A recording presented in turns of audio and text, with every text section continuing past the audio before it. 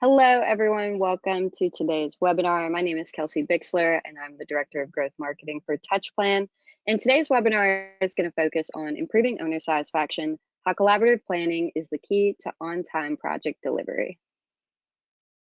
While I give everybody a minute to hop on here, I do want to let you all know that you may hear TouchPlan referred to during this presentation, but we won't actually be showing the platform. So if that's something that you're interested in, we've got a couple options. We have a demo on demand, which is a video walkthrough of TouchPlan that you can access at any time. We also have a live demo that's held monthly. The next one is going to be on April 6th at 12 p.m. Eastern. And then finally, if you're actually interested in getting your hands on the platform, we have a free trial available as well. So I've dropped links to those in the chat, so be sure to check those out after the webinar. Without further ado, I'm going to turn it over to our host today, Noah Baker. Noah, I'll let you take it from here. Thanks, Kelsey. Hello, everyone. My name is Noah Baker. I am the head of the reseller partnerships and international sales here at TouchPlan. I'm happy to have some great guests for you and have a great conversation around owner satisfaction today. So why don't we bring on our panelists? Great. So I think we should go around the horn here and kind of introduce our panelists to all of the listeners. I'll kick it off with you, Dan, allow you to introduce yourself and tell us a little about your experience. Sure. My name is Dan Fauché. I have been in construction for around 45 years, design and construction and development. Sat on all sides of the table. I've been the owner's rep, the GC, the trade contractor, and actually headed up a couple of design teams over the years. So been at this a while. Extensive use of the Last Planner system and of very familiar with TouchPlan, and very often advise owners on those kinds of things, as well as all the other groups. Awesome. Thank you, Dan. And we have two Dans, so we're going to refer to Daniel Shakespeare as Daniel. Daniel, I know you're having some technical difficulties with your camera, but happy to have you on. You want to introduce yourself? Yeah, good morning, good afternoon, everyone. As Noah said, I'm Dan Shakespeare. I represent a company called Project 7 Consultancy based out of the UK. Similarly, so I've spent much of my career in lean, but not unlike Dan. I spent a lot of it in different industries. So I worked initially in defence, so spent my formative years in Her Majesty's Armed Forces. Then moved into manufacturing, spent several years in manufacturing before being fortunate enough to move to a company called Jacobs Engineering, where I was really lucky to work on some of the biggest design and construction projects in the UK and Europe, and again having extensive experience in advising owners and advising clients on their use of the Last Planner system and some of the other associated mechanisms to drive performance and productivity improvements on construction projects. So looking forward to our chat this afternoon. Perfect. Thank you, Daniel. And last but not least here, Andy, go for it. Yeah. Hello. Yeah, my name's not Daniel, but our second Daniel here. I didn't realize, I should have read your bio, Daniel. I didn't know you were also in the Armed Forces. I spent my first 10 years in professional life in the U.S. Navy as a Civil Engineer Corps officer, or CB, as some of you have heard of that. So doing construction and project management, facilities management with them before joining Mr. Dan Fauché over here, starting my lean journey after the military. Initially gave me some learning about it. And so, yeah, I've been working with, I don't know, hundreds of project teams at this point, helping folks implement lean practices, big emphasis on the Last Planner system, as Dan was mentioning, but also on alignment, partnering, just helping teams figure out how they can make decisions better, communicate better, be more streamlined, collaboratively solve issues, and that sort of thing. So seeing a wide spectrum of the construction industry as far as the project teams represented, from very small projects in the $5 to $10, $15 million range, which is not that small to some people. So on the smaller side, we'll say, relatively speaking, up to the $1 billion plus projects, large programs. So yeah, had a lot of fun doing it, and very grateful to be here today talking with you about our subject here of collaborative planning from the owner perspective. Perfect. Thank you so much, Andy. So To kick this off, Dan, I want to kind of talk a little about the overarching value of collaborative planning, meaning around, what is it, 63% of owners identify schedule and as a top priority related to their project performance and hitting those milestones. In your experience, where are the positive effects of converting or continuing a collaborative planning methodology in comparison to traditional planning, and how does that affect that top priority for the owners? The traditional planning, which by the way yields about 70% late projects, which is not a good thing. So if schedule is 66% important and you 70% of the time you're not making the schedule, that's probably not a good thing. The collaborative planning approach that Last Planner uses, that TouchPlan uses, is the way to get buy-in. And it's also a way to get better information. I used to be a scheduler. I used to teach scheduling, the P6 kind of scheduling around the country. And I was very often as a scheduler, I was the one who set up the schedule. So I jokingly referred to myself as the lone genius, because I didn't know all the things that the trade contractors knew about their work. And sometimes they would share it with me and sometimes they wouldn't, more often than not. So the schedule, you finish the schedule, give it to the owner. The owner says, thank you, that checks that box, it meets our needs. You hand it to the trade contractors and they laugh and they say, hey, well, we're not going to build that. That's not how it works. And so right off the bat, the schedule is kind of disconnected from the work. With collaborative scheduling, you overcome that big time, because what you're doing is you're inviting the trades along with the general contractor, owner, and in many, many cases, designer.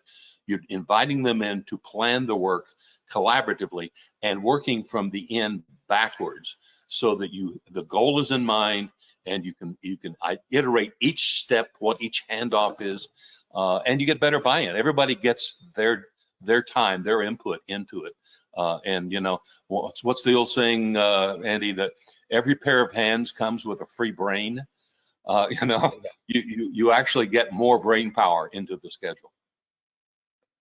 Absolutely. No, I love that perspective too. And this sounds really basic and almost kind of silly, but I think it's really important to just recognize the importance of like having a conversation. And how many times when we're talking about the schedule, it's really just one-way direction or one-way communication, where it's like we're sending something to somebody and we're either telling them go do it this way, or this is what we want, or hey, maybe provide some input, and then you get some input back a week later, or maybe never. The medium you're using, usually email, and just whether that's helping you have a quality conversation, because that's the only way you're going to really get the necessary back and forth that is, part of true collaboration and really, sussing out a good schedule. Yeah, no, that's a really good point. I think some of the value propositions that we're talking about when it comes to collaborative planning are typically field focused, whether it's saving administrative time, finishing a project on time. But I think, and I want to talk about this here, Daniel, when it comes to the value that an owner will directly see, and a tangible value that your client, your owner, will directly see from their team's collaboratively planning, of course, we see projects finishing on time. But I think through data, through my experience, an owner can expect a lot more than just because they're collaboratively planning.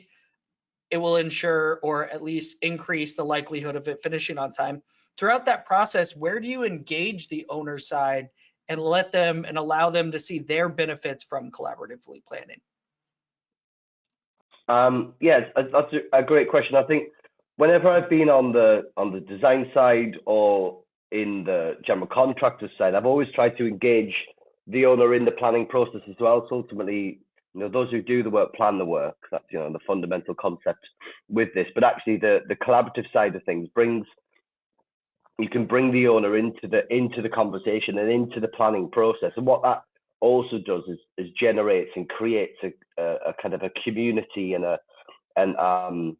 feeling of trust on the project. So We've all worked on some tough projects before where there's lots of misalignment, there's lots of kind of negative behaviors and negative feelings on the project, and a project can often kind of feel very much like a blame culture. With collaborative planning, one of the other benefits an owner can get is if they get involved in the process as well, you start to build a lot of trust with the team. So right the way from the designers through to the general contractors and the owners, you start to build that kind of team cohesion and that trust and kind of accountability and ownership. I think that's a really, really important aspect as well, because nobody comes into work to do a bad job. So the ability to be able to create that environment so we can trust each other and solve problems collaboratively. I think one of the key things for me is collaborative planning is not just a better way to plan and deliver construction projects as opposed to the traditional planning process, which is fundamentally broken. Is actually all of the other things that delivers as well. So by tracking your PPC, by understanding your root causes, actually that stimulates an opportunity for continuous improvement, and that stimulates an opportunity to visualize performance and then start to again create that environment where you start to learn and grow together as a team. So there's lots of other kind of benefits in that kind of trust space, I feel. I thought you were also going to say it's just more fun, Daniel. Yeah, of course. Of course, yeah.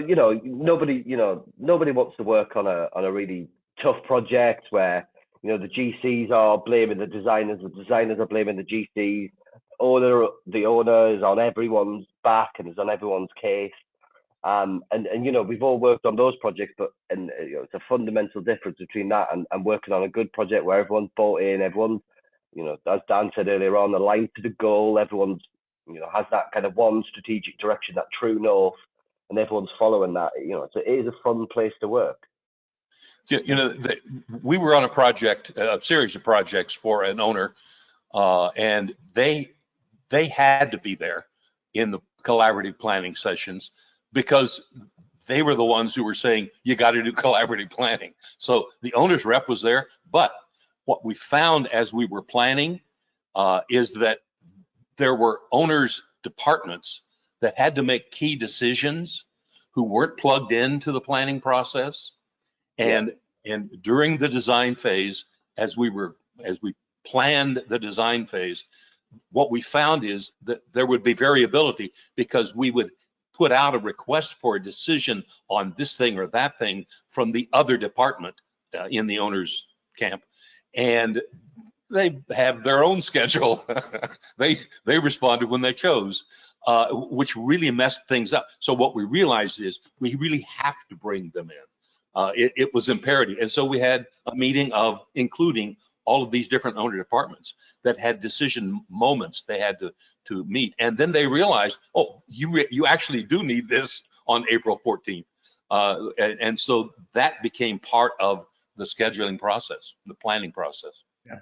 One of the things that I love, and I hear this all the time when people talk about using lean in design and construction, is one of the lean principles I'm hearing throughout what both you guys are saying is the one of optimizing the whole, which it's just like so central to like so many lean processes. And I know me and you, Dan Fauché, we talk about the 3 levels of thinking on a project, where level 1 is personal, level 2 is organizational, which is where we get a lot of that back and forth, where it's like, hey, I'm thinking about what's best for the owner, and I'm thinking about what's best for the builder, and I'm thinking about what's best for the designer, and everyone else kind of tends to say, screw the other guy. When above, we like to see people focus on the next level of thinking up, which is project first thinking. And you can tell people are there when they say, hey, what's best for the project? But taking it back to what you said, Daniel, about that blame culture puts people solidly in the first level of thinking, personal, where it's like when someone's going, hey, you're all screwed up, and why aren't you doing this the way you're supposed to, or why can't you get this done on time, or whatever. One, obviously, we're no longer talking about optimizing the whole at that point. And that person is definitely not thinking about what's best for the project. They're just thinking about, how can I make this Noah's fault and make sure that the blame slides off of me, So that's you avoid all of that with this collaborative planning, which is, it feels better, makes you happier, it's more fun, and obviously it's better for the project, which is where we want to be focusing. Yeah, it's interesting to go back to buy-in and involving an owner in the planning process and the benefits that a client or an owner can reap from being involved in that process. It's interesting to see that when we talk about lean, we're talking about breaking down barriers, not allowing your trade contractors to plan in a silo with you as a PM or a superintendent. Even if they're running a lean project, it's very typical to us to see that those barriers still up in communication with the owner, or the interaction with the owner and the project is still siloed while every other wall has been torn down.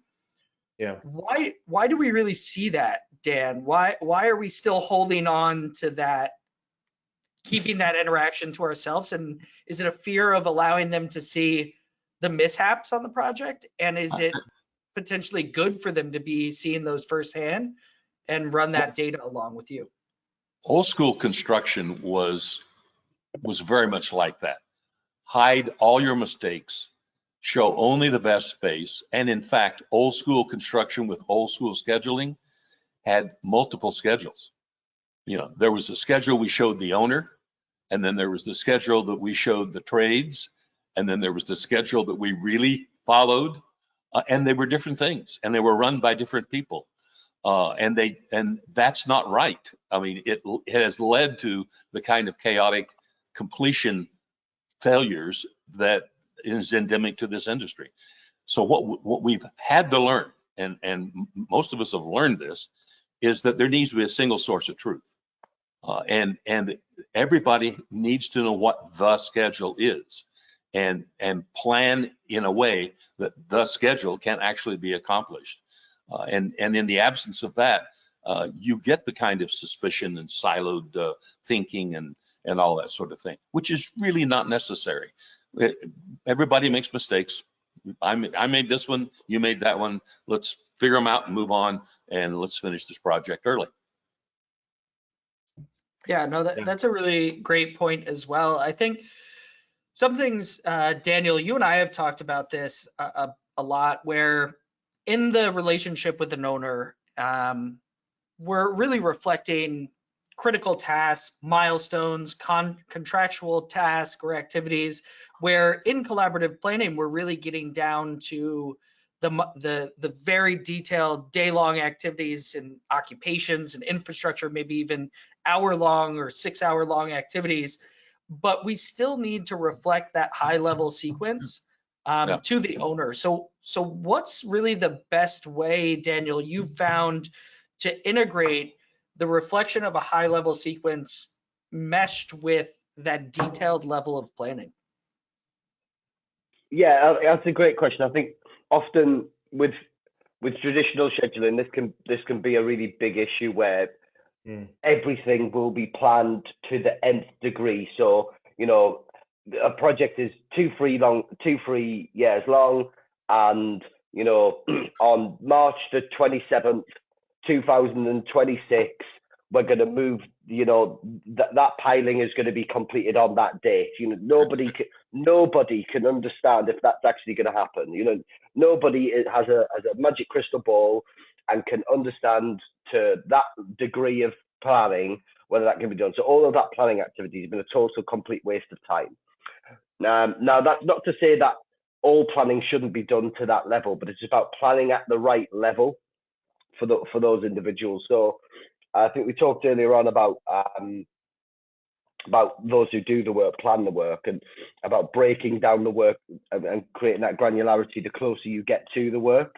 And I think that's a really, really important aspect here is having that horizon plan for all of the teams. So whether it's, you know, 3 months out, what have you, and then having the discipline to get together on a 6-weekly, weekly and daily basis, having that battle rhythm within the project team so you can continuously plan. So planning is just not, planning isn't a thing that we just do once and then just hope that the plan will succeed.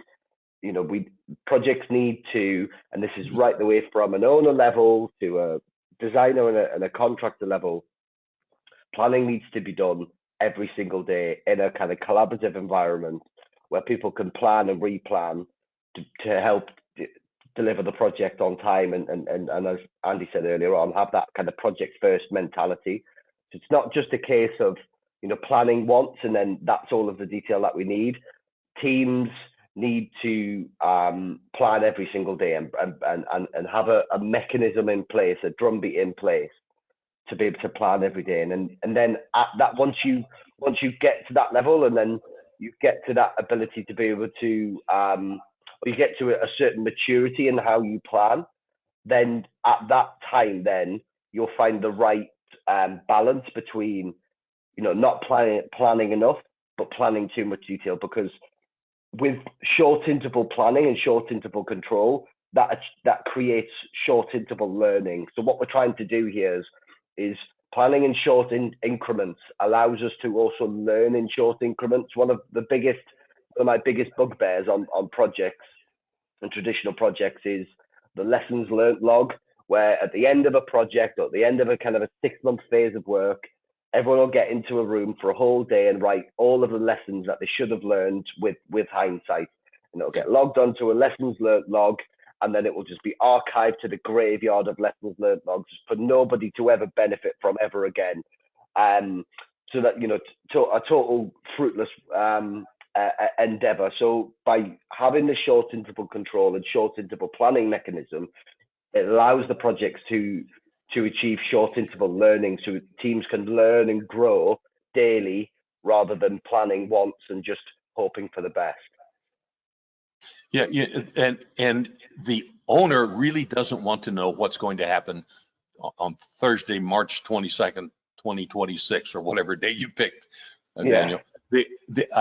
I mean, Andy, you were an owner for 10 years for the Navy. I've been both either the owner or the owner's construction manager on dozens of projects.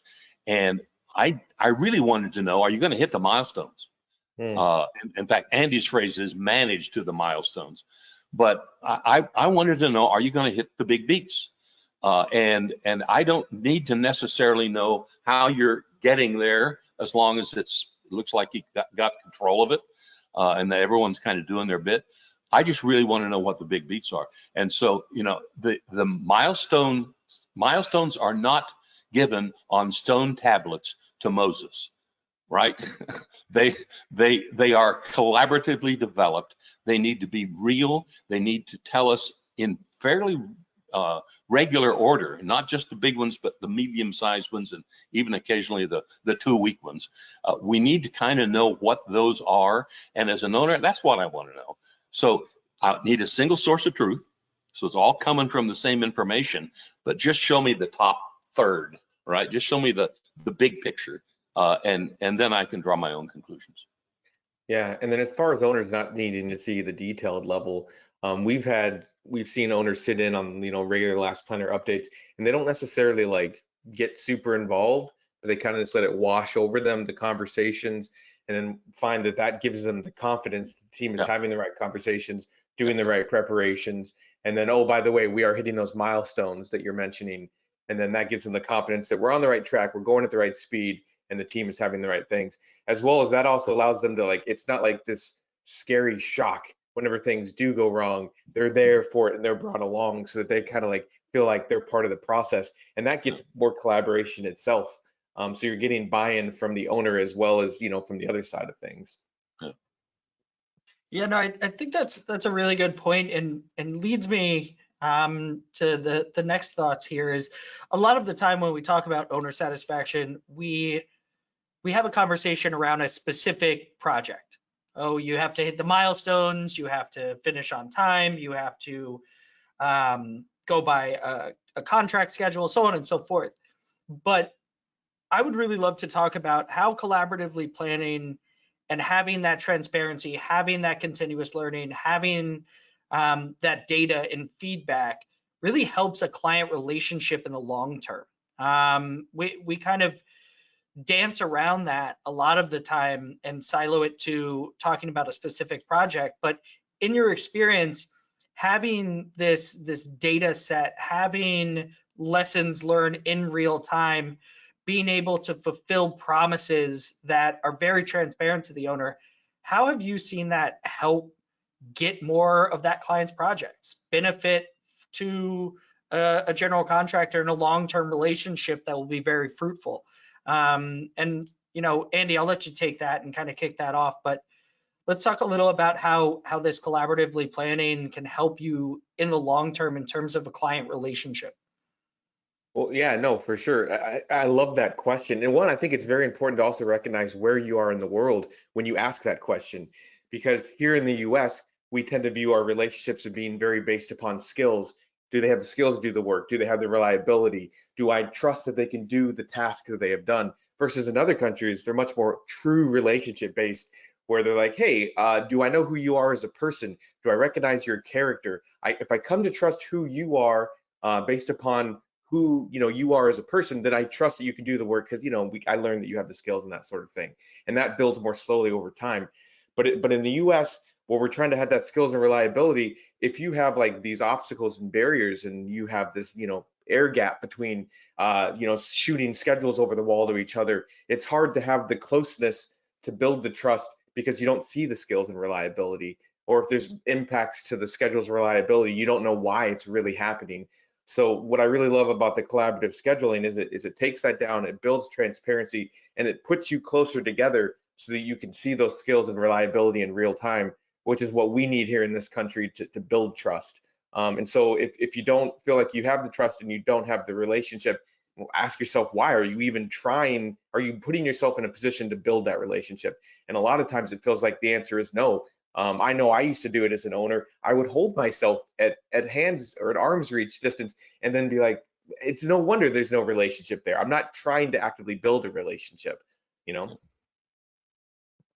I think that's a really good point, and goes back, Daniel, to what you said about proactively replanning, understanding the data, continuously learning. It seems, and correct me if I'm wrong, that when you're able to do that, you're able to fulfill and have a conversation around smaller bits of the whole, which develop that client relationship instead of waiting until the end and saying, see, I did it as I said I would do it. Can I do another one? And really starting to build that trust in bite-sized pieces instead of taking it as a larger conversation a year or two down the line when the project is done. Do you see that increasing the likelihood of getting your next bid, getting your next project because you have that relationship on the shorter intervals? Yeah, of course. I think, I mentioned the point earlier on about building trust. I think it's really, really important. Trust is built through experience, it's built through honesty, and it's built through kind of transparency of what we do. And as I said earlier on, no one goes out to do a bad job. So owners don't think that general contractors are going out to deliberately deliver projects not on time or what have you. So there's obviously genuine blockers and genuine issues that happen on construction projects that prevent the work from being done on time, right first time. So again, creating that mechanism where we can actually identify what those roadblocks are earlier, so that it is a roadblock. It's not we've already missed that milestone because this has happened, and you kind of go into the owner and you're kind of seeking forgiveness, not permission. With a mechanism of, again, short interval control, short interval planning, and short interval learning, you're actually going to them early and saying, okay, this is going to be an issue. We may need a decision by this date. We'll check in tomorrow on that, etc. So again, creating that mechanism where you can raise issues earlier and whatnot. And that should build trust. Delivering on your commitments and delivering on your promises we'll share that. We'll build that commitment, and then hopefully that should then enable general contractors, enable design companies actually to have a better chance of bidding on projects. Certainly when owners really demand this, or when some owners I've worked with have kind of mandated that that you kind of use lean principles and you use certain techniques like the last planner system, etc. Well, actually, if you've demonstrated that you are using those techniques and bringing the owners in on them, then that's going to only benefit future work and future tender opportunities for sure. Daniel, I love your use of the word promises, because in building relationships And in the last planner system, each of the commitments that the trade makes to do this work on a particular day is a promise. And one of the things Andy and I like to do is refer to it as a promise. And there is in Lean a phrase called reliable promising. And it's essential in both in trust and in the delivery of a project on time, and in just developing the flow, the rhythm in construction. It's essential to have reliable promises. One of the great things about using collaborative planning is that a trade contractor can say, no, I actually can't do that in 3 days. It actually does take 5. And if you don't have the ability to say no, as my mentor Greg Howell used to say, if you don't have the ability to say no, you can't make a reliable promise. So to be empowered to tell the truth, to represent what life really is, and then promise to do that, that builds trust. No, I think those are all really good points. And what I'm just kind of thinking about now is we talk a lot about how collaboratively planning can help eliminate waste, ensure that we're hitting our milestones or being transparent about delays, things of that nature, because inevitably we know they're going to happen. But I have conversations around quality, right? When it comes to how collaboratively planning can increase the quality produced in the shortest amount of time. What is your experience, Dan, with that? Okay, we have a hard bid, we have to hit these milestones anyways, but why would collaboratively planning benefit me? And my argument would be quality to that client. Would you agree with that? I do, particularly if the team has decided that before the next trade begins its work, that the predecessor trade's work is satisfactory. That is, we have inspectors, we have quality control people, and they're all like, not the ones doing the work. They're the ones inspecting the work or signing off on the work. But the best quality is when I don't accept what you have just done. I'm not going to cover it up. I'm not going to cover up your bad quality. Let's get it done right, and then I'll come in and do my work, and nothing bad will be covered up. And that's built-in quality, and that's quality control, like literally at the source, on the job site, at the work phase. And not everybody does that. Not everybody's comfortable doing that, because you also have to have these other QC and inspection things. But if you do that, and if you develop a pattern of doing that, then you absolutely, the collaboration is, we all want this to be quality. And I'll let you know, this ain't working here. This is not going to work. I can't cover that up. Oh yeah, and you can also just look at it and say, if we're seeing 70% of projects that finish late, what activities are we typically seeing when we're running behind like that? We're typically running longer hours, working weekends, pushing through deadlines, having to perform rework, flooding the project with manpower in the construction phase at least. And so it's like when we're working like that, we're neither safe nor producing high quality. We're just going as fast as we can, working here, working there, going all over the place. We don't get into a good flow of things. And then obviously in the design side of things, whenever you need more time to cross coordinate and to provide information to each other. And so the closer you work together for collaborative scheduling, the more rapidly you're able to get information, which enables you to make better decision, which enables you to give a better feedback loop to your comrades that you're designing with. And so, because design is already so compressed, we give our design friends so little time to execute a quality design that there's really no time to spare. That anytime we spend doing rework because we didn't have the right information, because we weren't collaboratively planning the work, it almost invariably is going to result in a decrease to the quality of the design, whether it's in terms of missed details or missed innovation. And so I really love the idea that when we talk about using the last planner in design, that we talk about it means more design, not less, and it gives you more time to be more innovative, which is what we're trying to go for. Yep.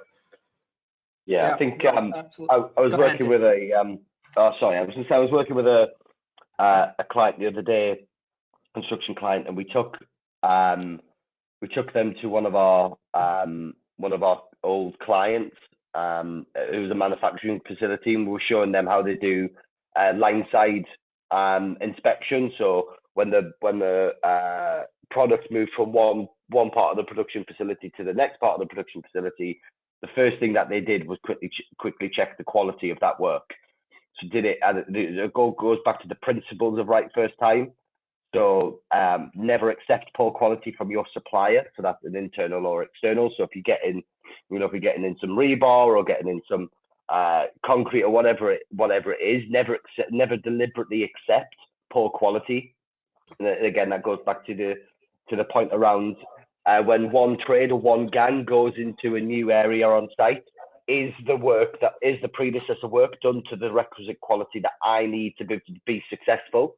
And then you never create poor quality within your processes. So that's going back to having really robust and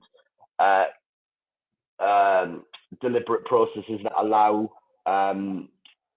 quality to be delivered, and then you never pass on poor quality to your customer, whether it's internal or external as well. So those principles go back really, really well to creating better quality. And I think I mentioned to you, Noah, a little while ago about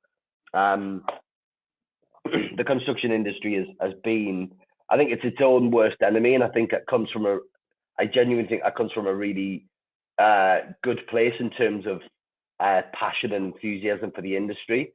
But there's so many reports out there about the cost of poor quality, the poor productivity within the industry, and so on and so forth. And collaborative planning is just a small element to help deliver the productivity improvements that owners, GCs, and designers all want to see within the industry. So that's when you start to get into improving quality, improving right first time, reducing scrap, etc., etc., etc. But the collaborative planning is just the first step really in that journey towards improving productivity and having an environment that is fit for continuous improvement and fit for the future. Yeah, those are great points. I mean, I think it also, that then relates back to accountability, which relates back to trust between your project teams, which relays back to accountability with your client, with your owner, and the trust that you develop with them, and ultimately the portfolio or more of their portfolio that you ultimately, end up being able to work on. I guess me being the digital advocate and the digital guy here, throughout these processes and planning collaboratively in a digital space, one of the biggest benefits is kind of the effortless availability of data and feedback in real time. What kind of are examples of how you guys have leveraged data and feedback from that collaborative process to improve that relationship with the owner? And Dan, I'll let you take that one. Ask the question again, because it wasn't clear to me what you're going for. Yeah, no worries. So, or I could just answer the question I want you to ask. Well, we'll do that too. We'll do that too. I was just looking for examples of how you've leveraged data and that proactive feedback that you get from a digital planning process with your owner, and how has that benefited them and your relationship? Yeah.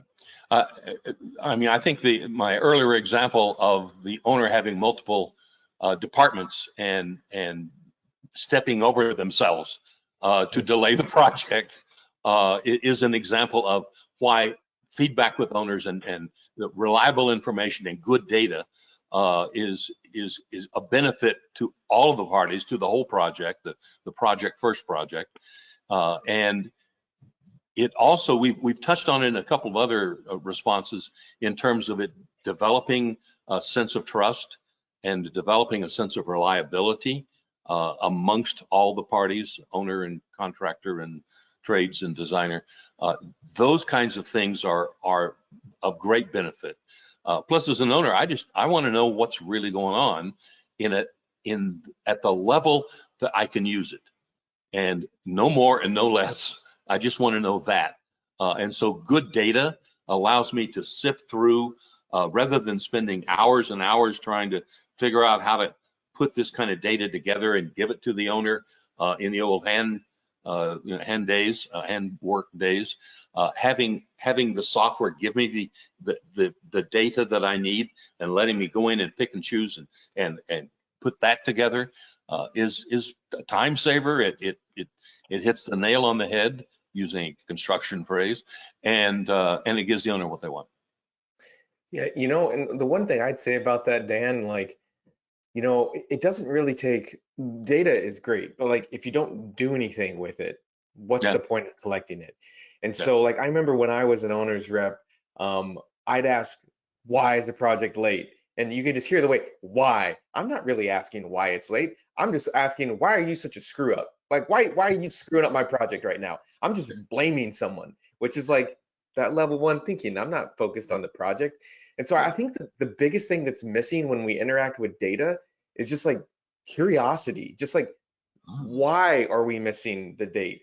Why did something not happen? And then like, seriously, suspending the thing that you think you already know the answer. I know you already think you know the answer, but like really take yourself out of it and just be curious. Let's really ask, why is this happening? And that's a very simple process we use in conjunction with collaborative planning all the time, the 5 why, asking why something happened the first time, and you get a BS excuse, and the second time you get a symptom of the problem, and then the third time you get another BS excuse. And by the time you ask why like 4 or 5 times, you dig down. But that really requires you to be curious enough to just ask the question in the first place, which, it's not just that people lack curiosity, it's that people lack time to be curious. And so making it something that you're going to have a commitment to do, to use that data and then be curious about it, I think is really an important missing link for a lot of teams and a lot of people. Love that. Yeah, and I think on that one as well. So Taiichi Ohno, one of the kind of the grandfathers really of Lean, said, make your workplace a lighthouse so that everyone can understand performance at a glance. So everyone can understand straight away. So whether that's in relation to quality, they can understand where a defect is. Whether it's in relation to quantity, they can understand whether the plan is behind or ahead of schedule. So make your workplace a lighthouse. That's a fundamental principle here with regards to visual performance management and around using the right data, measure the right things right. So use the right data to stimulate the right discussion. So you can use data, not a gut feel, to make tangible scientific improvement. So using the scientific method to make to stimulate continuous improvement. To do that, you need really, really good data. And when you've got systems like TouchPlan or another software system, whether it's a finance system or a quality system or whatever it may be, using that data in real time, as long as it's accurate and robust data, that can stimulate continuous improvement. And don't hide it, as Andy says. Don't hide it in a dashboard somewhere and it comes out once a month. Make your workplace a lighthouse. Have all of that performance data right on the workplace. Have it in the war room with the collaborative planning wall. Have all your performance data on there. How are you doing against your PPC? How are you doing against your resourcing? Make that workplace a lighthouse, and then again that moves into that trust space. It can be really difficult to hide. It can be really easy just to hide that information, but actually it can be really challenging and difficult to present that information and be really open and honest about how we're performing, because then that gives us an opportunity to improve. I like that, Daniel. I just wrote that down. Make your project a lighthouse. Yeah. And good job slipping in a Taiichi Ohno quote, man. Yes. It would not be a Lean podcast or a collaborative planning podcast without naming one of the grandfathers of Lean. Let's be honest.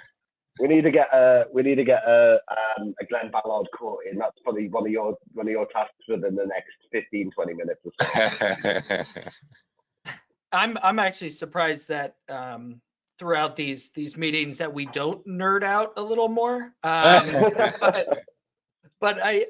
I want to thank you guys for your time. I want to leave room for some of the questions we've gotten from the listeners and from everyone kind of chiming in on some of your points. But thank you so much. It's always a joy talking to you, gentlemen. I think there's a lot to be changed in our industry when it comes to how you can influence an owner to see the effectiveness of collaborative planning, and how owners and clients around the world can influence the industry to increase the effectiveness of collaborative planning and the popularity. But thank you again.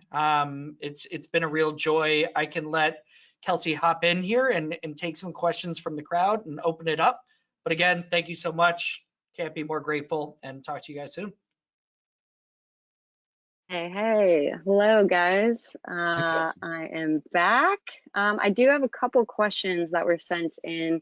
Anybody in the audience, if you've got questions for our panel, feel free to drop those into the questions box on the right-hand side of your screen, and I will be reading those aloud. So the first one, this is a multi-part question, so I think the best way for me to tackle it is to break it up a little bit. So this person said, yeah, it's lengthy, it might get lost.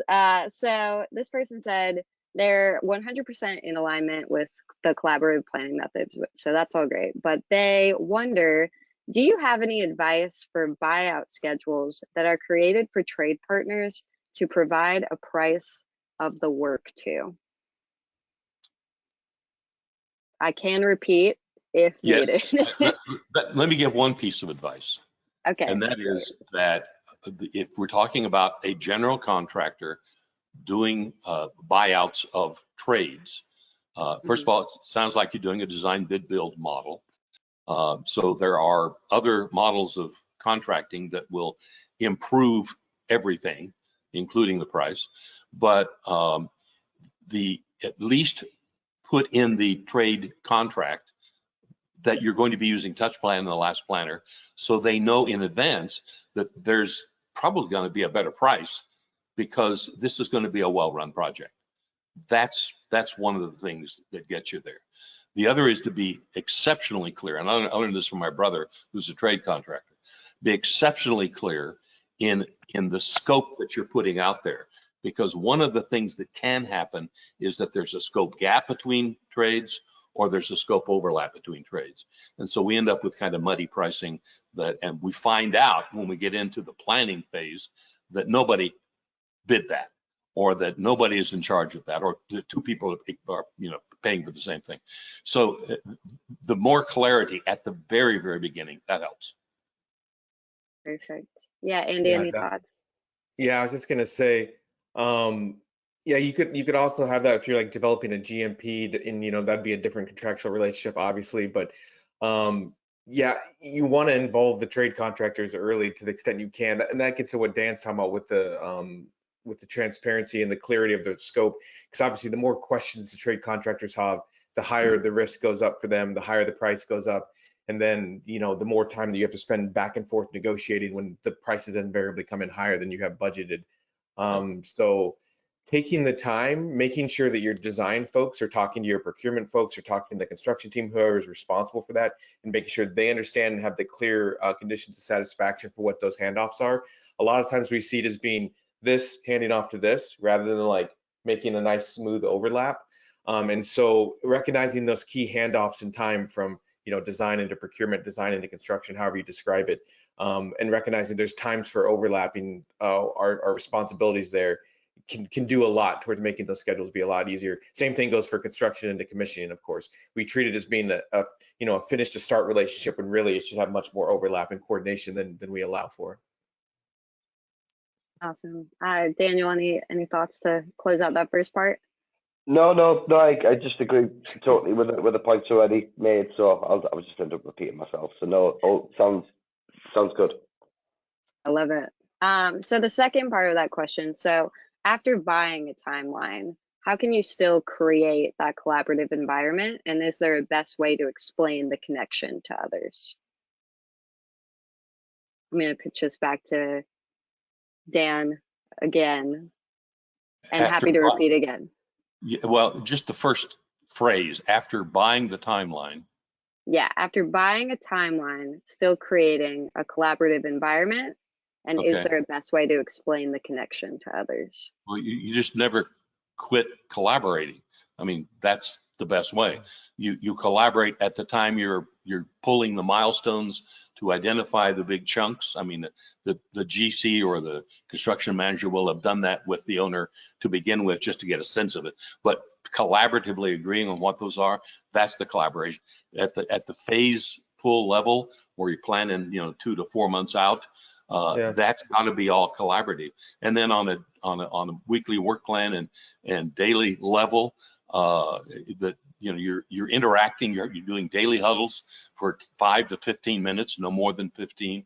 So you're constantly interacting and collaborative.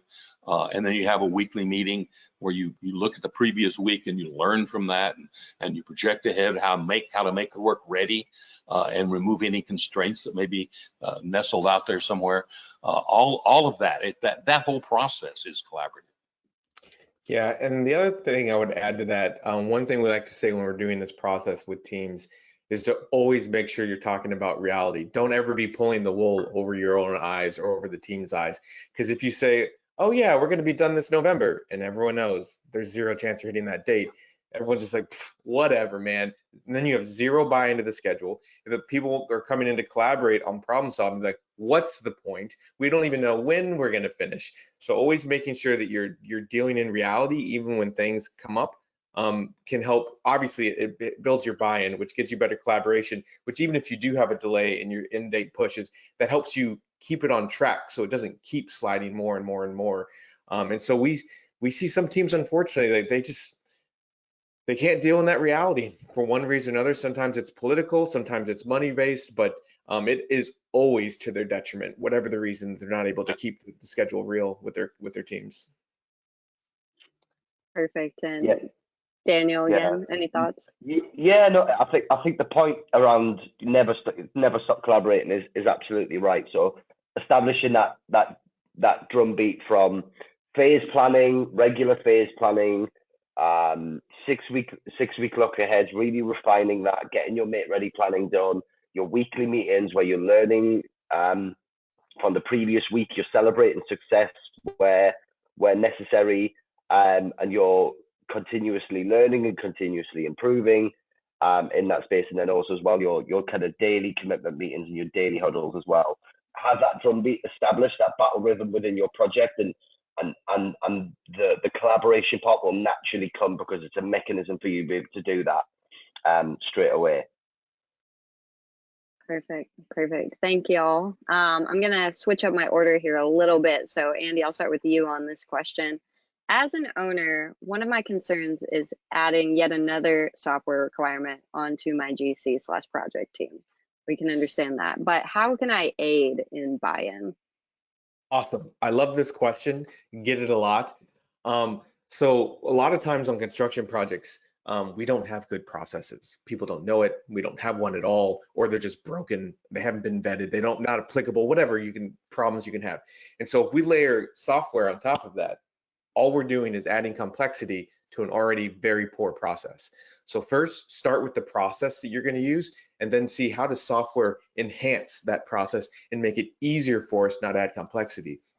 And honestly, Kelsey, that's one of the things I really appreciate about TouchPlan is y'all have that eye on process to make sure that you're marrying the platform with the process, not just adding that complexity, which causes confusion and anxiety and just frustration, and then results in less buy-in, of course. Andy and I were involved in a 3.5-day Kaizen event. It's called a continuous improvement event, in which the company pulled together about half a dozen, maybe 8 of its more experienced project engineers, but these were still folks in their 20s. They were all in charge of RFIs, requests for information, of processing RFIs.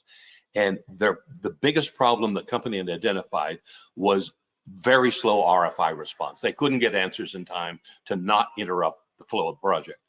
So they got together, and one of the things they figured out within the first 30 minutes was that one of the problems was each of them, or several of them, had to use 7 different pieces of software as a part of the process of processing an RFI, and only 2 of the pieces of software talk to each other. Talk about shooting yourself in the foot And that's what this question goes to, is this multiplicity of softwares, because everybody uses Excel, and then something else and something else. And if the owner has their preferred software, and the trades have theirs, and the GC has theirs, and there are several other things that are required, it's a mess. And he's right, clean up the process. What these guys figured out how to do, these guys and gals figured out how to do, was quit using the software until they had an answer. Pick up the phone, call the architect, find out explain the problem, find out, email some stuff, get the answer, and then document it. And now it was easy, and they could spend 90% of their time solving problems instead of documenting software. I love that. I love that. Daniel, any thoughts on buy-in as well? Yeah, I think it's about, for me, it's about not adding layers and layers of complexity, as the guys have already said. So we need to, in this space, you need to be able to kind of clearly demonstrate the benefits of this. And it's not, they need to think about it as not an extra thing that they're doing on top of all of the other things that they're doing. It's removing or reducing or supporting or enabling them to do the stuff that they're already doing, but in a much better, more efficient manner. So it's around communicating the fact that I'm not asking you to do this as well. I'm asking you to use a software, use a solution that helps you do the thing that you're already doing. So it's about making their lives easier, making it easier for the workers to be able to operate as well. What's in it for them? Yeah, absolutely. Communicate that benefit really, really clearly, first and foremost.